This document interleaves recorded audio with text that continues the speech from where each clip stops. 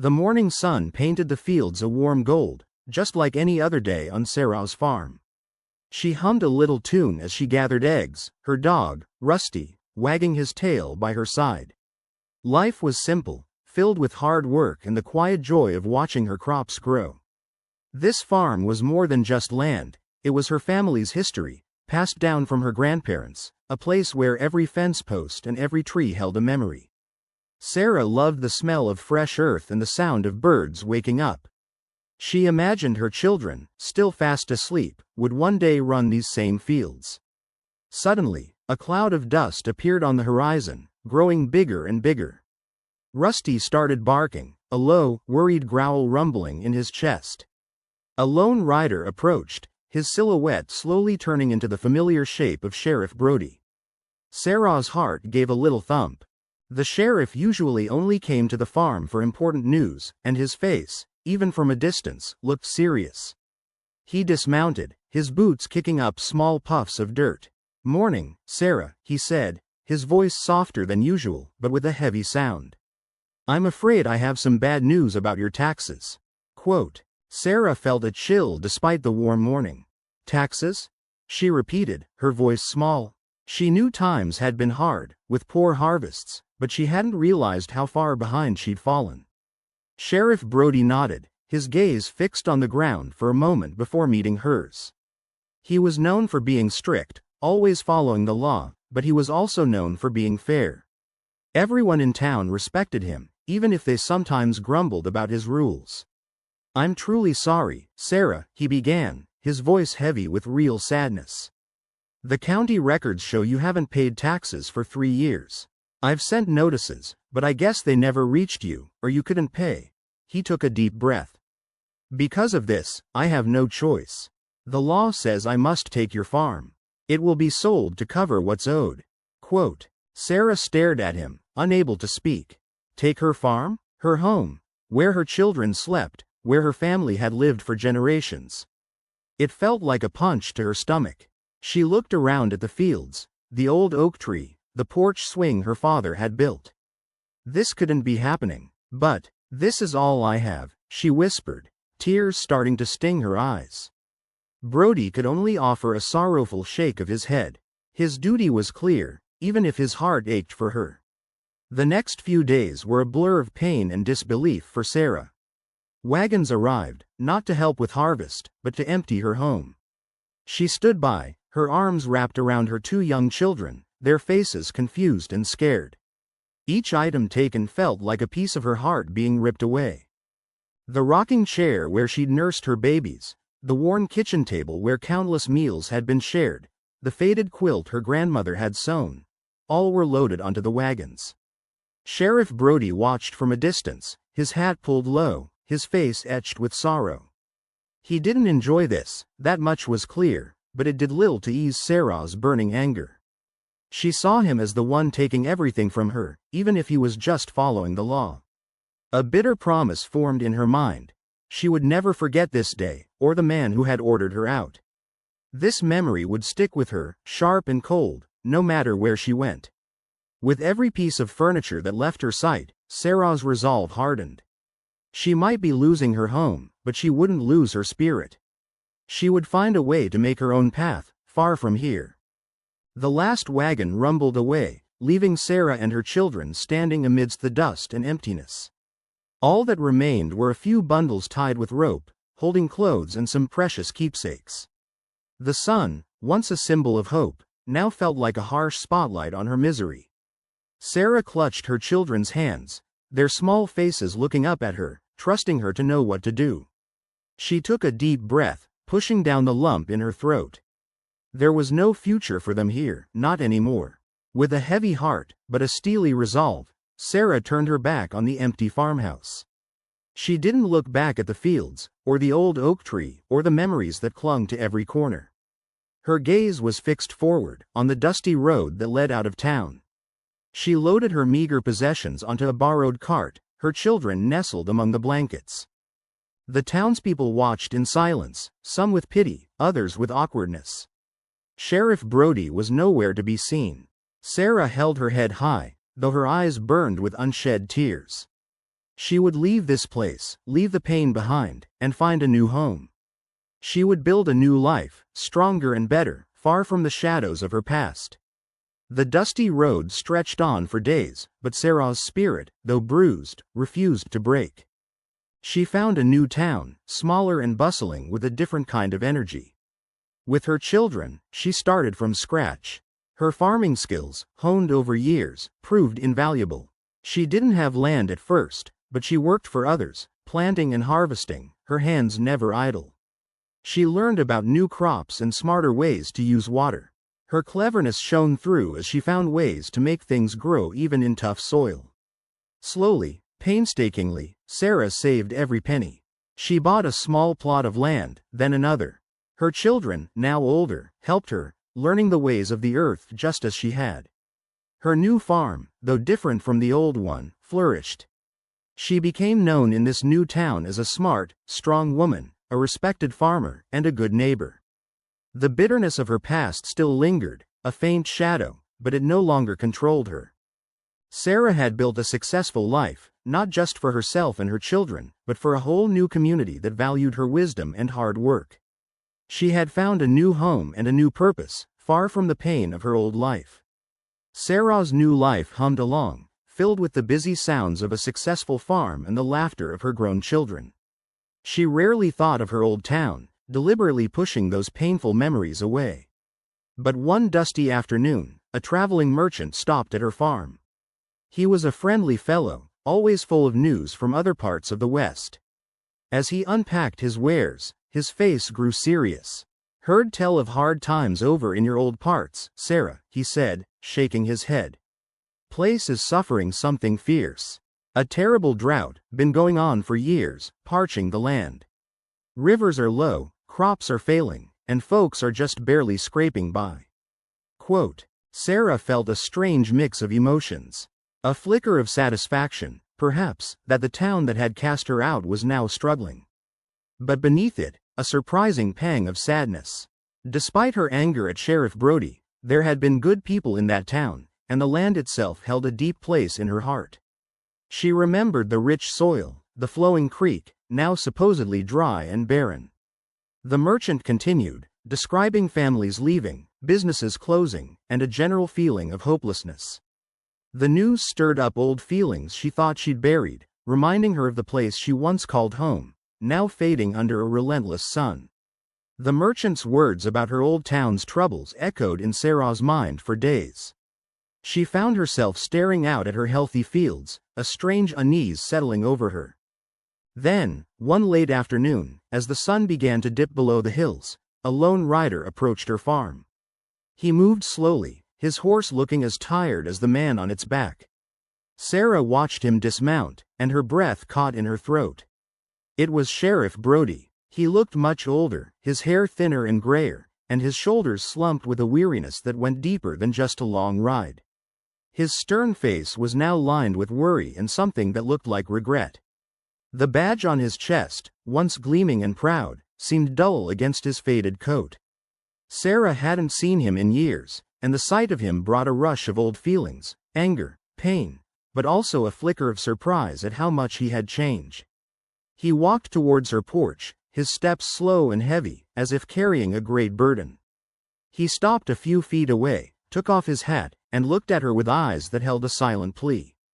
"Sarah," he said, his voice raspy, "I need your help." Quote. Sarah's eyes narrowed, a coldness replacing the surprise. "My help?" she asked, her voice flat, remembering the day he took everything from her. Brody flinched, but he didn't look away. He stood there, hat in hand, a picture of humble desperation. "Yes, Sarah," he said, his voice barely a whisper. "Our town is dying. The drought, it's worse than anything we've ever seen. The land is barren, the wells are dry. People are leaving, and those who stay are starving." He paused, swallowing hard. "We've tried everything, but nothing works. We remembered how you always made things grow, even in the leanest years. How you knew the land better than anyone." Quote. He looked up at her, his eyes full of pleading. "We need your knowledge, Sarah. Your understanding of farming, of finding water, of making a harvest from nothing. We need your resources too, if you're willing to share. There's talk of a new way to dig wells, a method you might know from your travels. The town council, they sent me. They know what I did to you, but they also know you're our only hope. Please, Sarah, for the sake of the town, for the innocent families.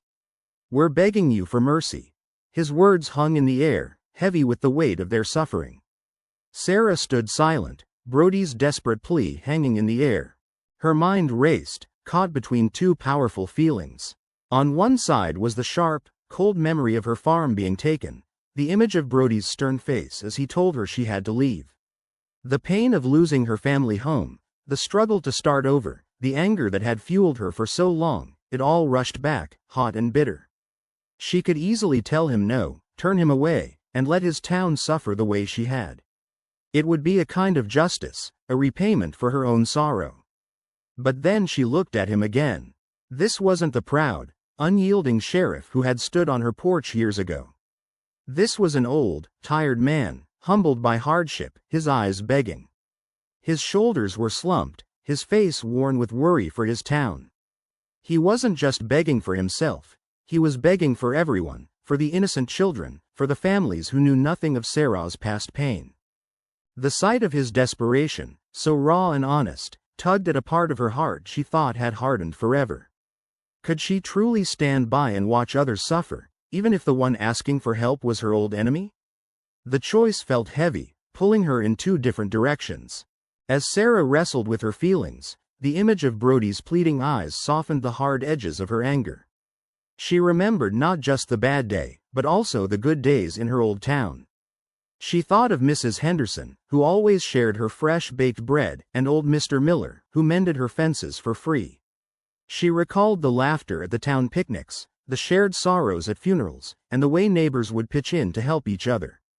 More than that, she remembered the land itself. The rich soil of her farm, the way the creek used to sing as it flowed, the cool shade of the old oak tree where her children played. That land, her land, was now suffering. It wasn't the land's fault that Brody had followed the law, nor was it the fault of the kind townsfolk who had shown her small mercies in hard times. The thought of that familiar, beloved place parched and barren, and those good people struggling, tugged at her heartstrings. Her anger towards Brody was strong, but her love for the land and her memory of human kindness in that town were stronger. Maybe it wasn't about him anymore, maybe it was about something bigger. After a long silence, Sarah finally spoke, her voice calm and strong. "I will help your town, Sheriff Brody," she said, watching the relief flood his weary face. "But understand this. I do it not for you, but for the good people and the land I once loved. And I will do it on my terms." Brody nodded quickly, eager. "Anything, Sarah, anything at all." Sarah met his gaze, her eyes clear and unblinking. "First, I will need full authority over the farming efforts. No one will question my methods or my decisions. Second, the town council must agree to invest in new irrigation systems, not just rely on rain. My children and I will share our knowledge, but the town must put in the work and the funds. Third, a portion of all future harvests will be set aside for a community fund, to help prevent such hardship again. And finally," she paused, letting her words sink in, "the land that was once my farm, the land you took, must be used to grow crops for the entire town, freely, until it recovers and the town is stable again. No one will profit from its suffering." Brody swallowed, clearly surprised by her bold demands, but he knew she spoke with wisdom earned from years of struggle. He saw the strength in her, not just anger, but a deep understanding of what was needed. "I will take your terms to the council, Sarah," he promised, "and I believe they will agree." Quote, news traveled fast, and within days, Sheriff Brody returned to Sarah's farm with the council's full agreement. Her terms, though tough, had been accepted. With her children and a small crew of workers from her new town, Sarah packed up her tools and supplies. The journey back was filled with a mix of old memories and new purpose. As they rode into her old town, the change was stark. The fields were brown, the creek bed dry, and the buildings looked tired and dusty. But this time, Sarah didn't ride in with her head bowed in defeat. She sat tall in her wagon, her gaze steady, her heart filled with a quiet resolve. The townspeople, many of whom remembered her, watched her arrive. Some looked surprised, others wary, and a few even hopeful. They saw not the heartbroken woman who had left years ago, but a woman of strength, a leader. Sarah stepped down from her wagon, her boots crunching on the dry earth. She was no longer a victim of circumstances, she was here to change them. Her hands, calloused from years of work, were ready. Her mind, sharp from facing challenges, was ready. She was ready to guide them, not just with her farming knowledge, but with the wisdom she had gained from her own hardships. The town needed a leader, and Sarah, against all odds, had become one. The first few weeks were not easy. Sarah gave orders, organized digging teams, and showed everyone new ways to plant seeds and save water. Sheriff Brody, true to his word, made sure everyone followed her lead. He worked tirelessly by her side, not as a boss, but as a helper, fetching water, moving rocks, and calming folks who grumbled. He never complained, even when Sarah's directions were sharp or her gaze was cold. He simply did what was needed, showing her with his actions that he truly wanted to make things right. Slowly, carefully, a new kind of understanding grew between them. Sarah saw that Brody had changed. He wasn't just a man of law anymore. He was a man who deeply cared for his town and was willing to humble himself for its survival. Brody, in turn, saw Sarah's amazing strength, her deep knowledge, and the fairness in her heart, even after all she had suffered. They began to talk, not just about crops and water, but about the future, about the town, and sometimes, about the past. With each small victory against the drought, a tiny bit of the old hurt between them faded, replaced by a quiet, growing respect and a fragile trust. Under Sarah's watchful eye and strong leadership, the dry, cracked earth slowly began to transform. New wells were dug, reaching deeper into the ground for hidden water. The irrigation systems, simple but clever, carried precious water to thirsty fields. Sarah taught the townspeople how to grow crops that needed less water and how to protect young plants from the harsh sun. Her children, now grown, helped manage the efforts, bringing their own skills and energy. Sheriff Brody, with his calm and steady support, ensured that everyone worked together.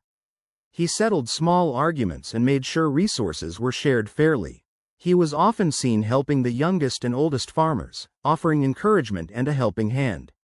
Slowly, the brown fields began to show specks of green. Hope, a feeling long lost, started to bloom in the hearts of the townspeople. Small harvests turned into bigger ones. The market, once nearly empty, buzzed with activity. Families who had left started to return, drawn by the news of the town's recovery. The town wasn't just surviving, it was healing, growing stronger, and beginning to prosper once more, all thanks to Sarah's wisdom and Brody's unwavering support.